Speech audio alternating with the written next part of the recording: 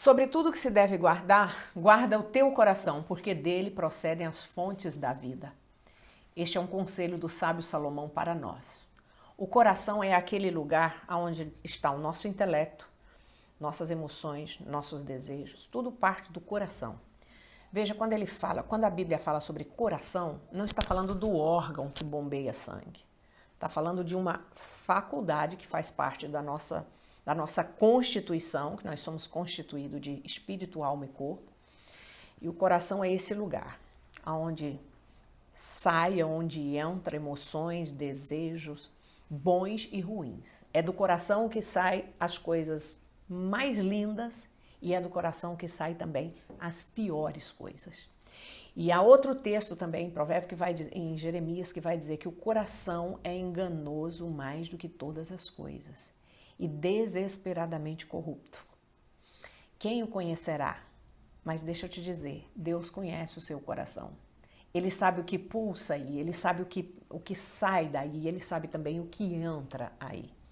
Muitas vezes o que entra no nosso coração é através daquilo que vemos, através daquilo que ouvimos, através daquilo que colocamos diante de nós. Então, guarda o teu coração. Quem tem que fazer isso é você. Sou eu e é você. Deus não vai fazer isso por nós. Então, o coração precisa ser guardado. E eu falo sempre, já falei em outro vídeo, vou repetir aqui. Não siga o que falam, o que você ouve, nos filmes, nos desenhos. Siga teu coração. Você não pode seguir teu coração, porque ele é enganoso. Mais do que todas as coisas, mais do que a tua mente. Você sabe que nós somos constituídos e vivemos entre emoção e razão. Nós temos essas duas capacidades, né? Essas duas formas de funcionar. A gente não pode ser nem só razão, porque a gente vai virar uma pedra gelada, e nem pode ser só emoção, que a gente vai ser meio que uma manteiga derretida, chorar por tudo, assimilar tudo, né? A gente precisa dessas duas fontes na nossa vida. A gente precisa de razão, pensar com a mente, né? Raciocinar, pensar nos resultados, quais as consequências terão, e a gente precisa também de emoção, né? Sensibilidade, se colocar no lugar do outro. Tudo isso é importante. Nós precisamos dessas duas coisas para equilibrarmos, né? Então, há no nosso coração desejos tão fortes que podem nos elevar e outros tão fortes que podem nos derrotar. É isso que você tem que aprender a controlar. E como nós podemos fazer para vencer os desejos nocivos? Desejos todos nós teremos, mas e os desejos nocivos? Como nós faremos para vencê-los, né? A Bíblia também mostra para nós como os vencer, né? Nós temos que afastar, nós temos que resistir e nós temos que sujeitar a nossa vontade à vontade de Deus. Essas são as maneiras de você resistir aos desejos enganosos do seu coração. E como nós estamos falando para a família, essas 2, 3 semanas, nós vamos falar para a família, eu queria falar para os casais. Proteja o coração do seu cônjuge. Como é que você protege o coração do seu cônjuge? Sendo leal, sendo fiel, dialogando. Lealdade e fidelidade é uma virtude e é um dos pilares que sustenta o casamento. Sem lealdade, sem fidelidade, fica muito difícil um casamento se manter, se sustentar e muito menos durar. Às vezes ele pode até ficar alguns anos, algum tempo, mas sem a fidelidade, a lealdade, ele vai ruir. Então, você protege o coração do seu cônjuge sendo fiel, sendo leal, dialogando, sendo ético, sendo verdadeiro. Você sabia que um dos grandes problemas que desmorona, que desmancha, que leva os casamentos ao divórcio na vida de um casal é a falta de diálogo? E tem o diálogo que não é só a fala, a voz. Isso que vocês estão me ouvindo fazer aqui agora, ouvindo a minha voz, isso é 10, 20% do processo de comunicação. Aqui não entra só isso. Aqui entra a minha postura, as expressões faciais, aquilo que eu estou transmitindo para vocês através dessa comunicação aqui facial.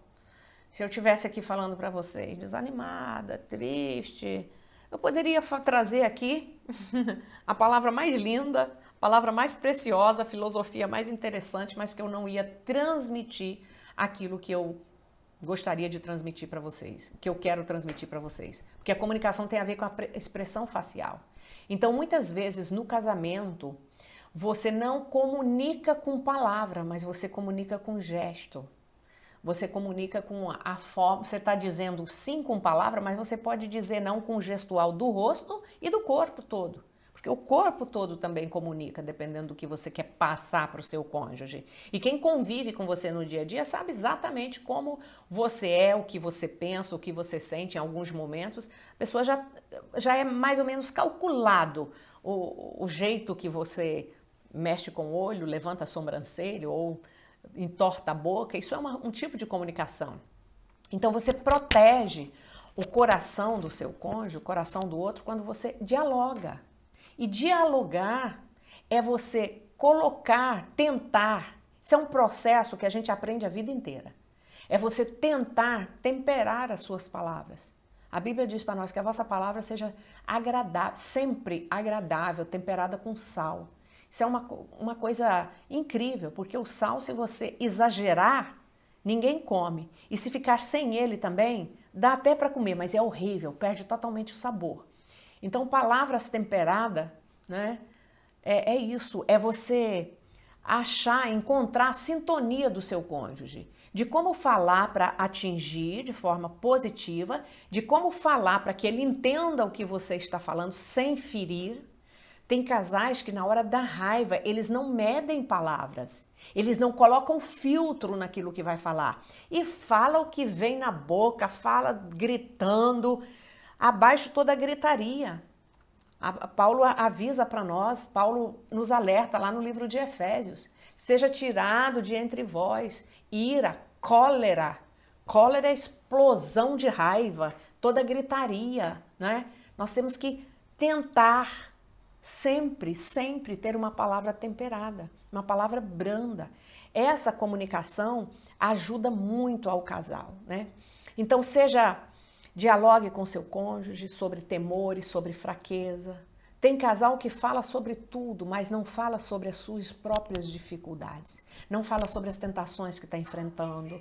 Não fala sobre aquilo que está sentindo, aquilo que não está gostando no outro. Se no seu relacionamento você não pode falar aquilo que você sente ou aquilo que o outro faz com você e que você sente mal, isso é um indicador de problema. Você precisa buscar ajuda, você precisa conversar com alguém que possa te ajudar. Você precisa falar com seu cônjuge que tem algumas coisas que você gostaria de falar, mas que você tem medo da reação. Entende? Porque talvez assim abra-se uma porta para você começar a falar. O casal ele tem que ter essa abertura, porque isso protege o coração. Isso protege a intimidade do casal. Seja ético, seja verdadeiro, é uma forma também de você proteger o coração do seu cônjuge. Seja fiel à aliança.